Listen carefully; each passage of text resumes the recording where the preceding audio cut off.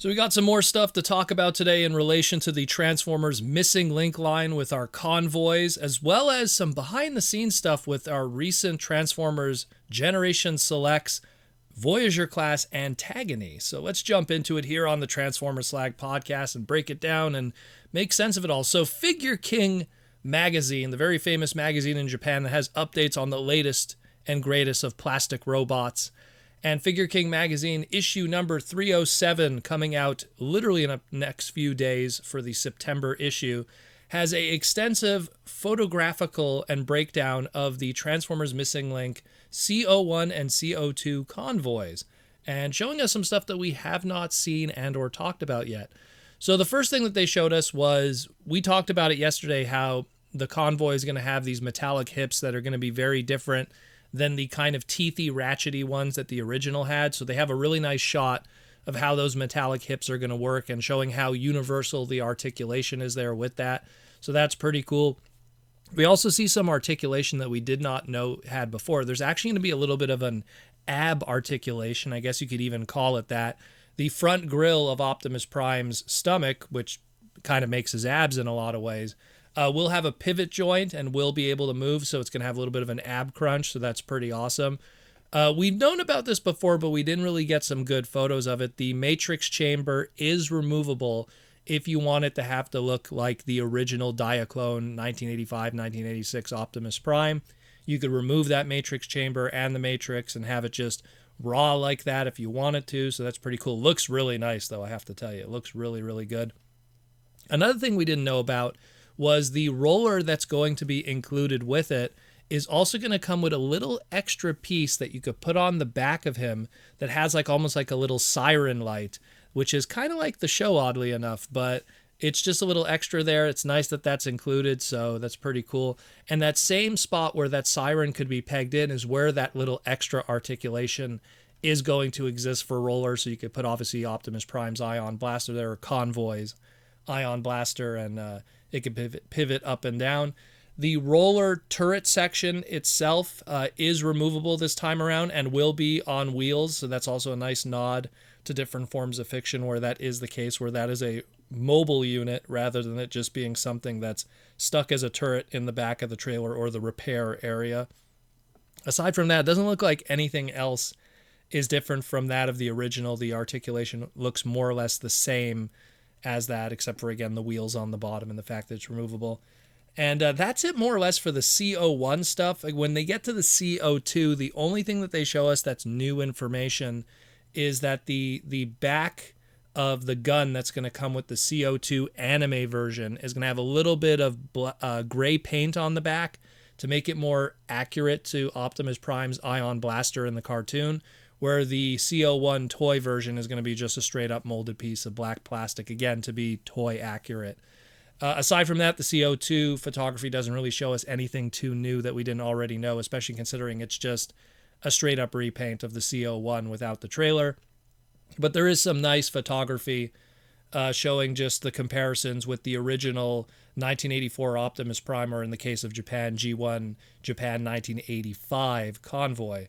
Nice little photography of just showing the robot modes and the alt modes and comparing it to the past, to the present, and it's just looking real good. Let me tell you, it's looking real good.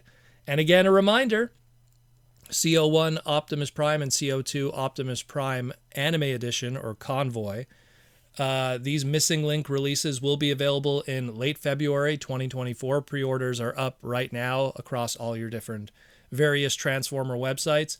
The anime version, the CO2, will be the cheaper of the two because it doesn't have the trailer. At $69.99 is the general price that most people are asking for. Obviously 10,780 yen, but it's cheaper if you actually go through your various websites and stuff like that, even with exchange, the Western websites.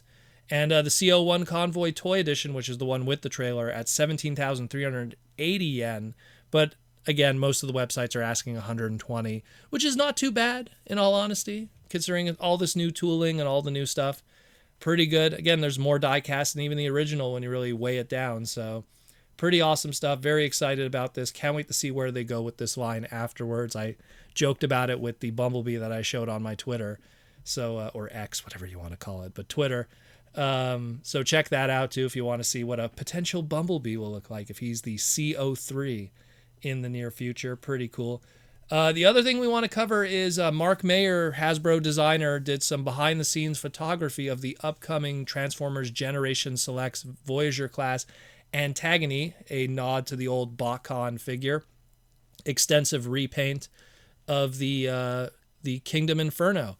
And, nice little photography, not really too much we haven't already seen in terms of photos, but the big thing about it is the photos that he took with explanations of what was going on behind the scenes.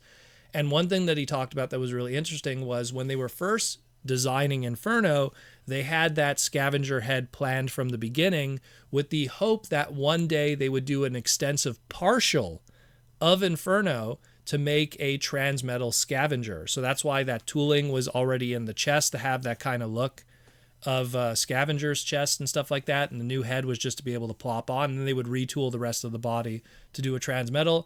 He said, unfortunately, it didn't pan out in the end as they had hoped that they were going to do Transmetals, but instead they managed to still save the head instead of it ending up in the waste bin and use it as an extra included with Antagony. So that's kind of a shame. I was kind of hoping that maybe we'd get Transmetal Inferno or Transmetal Scavenger. He was called Transmetal Inferno in Japan, but Transmetal Scavenger would have happened at some point. He said that he even did kind of the same thing too with the Kingdom Tarantulas, where it came with a little buzzsaw weapon, hoping that maybe one point in the future they could retool it. But I think what's probably going on here is when we are going to get Transmetals, they're going to be 100% brand new tooling from the ground up, and the partials are just not in the cards. Another thing that he mentioned too was one of the early prototype test pilots.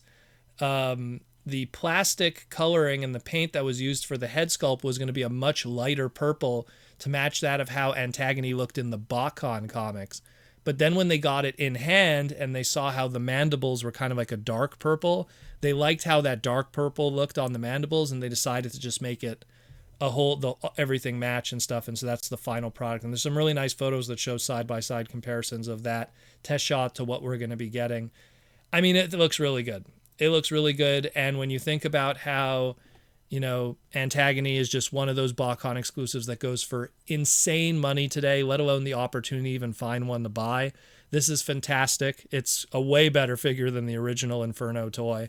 It's less fragile because of the clear plastic that's not used like the original Inferno toy. And it won't cost you an arm and a leg to own this female character, and it's just a great figure. And it comes with that scavenger head. And the way I look at it is, you get that Antagony, you get that scavenger head, and at some point in the future, we're going to get the BWVS 07 Air Razor Inferno 2-pack. And that Inferno obviously is going to get such a crazy color scheme that's going to be super show accurate.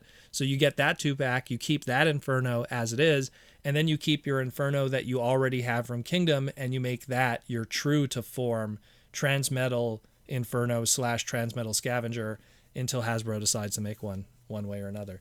Anyways, guys, pretty awesome stuff. Otherwise, pretty cool stuff from behind the scenes. Let me know what you think. And that's it more or less for the Transformer news today on Transformer Tuesday. Just a little behind the scenes stuff from Mark Maher. Pretty hype stuff. Otherwise, let me know what you think. And we'll talk again real soon here on the Transformer Slag podcast.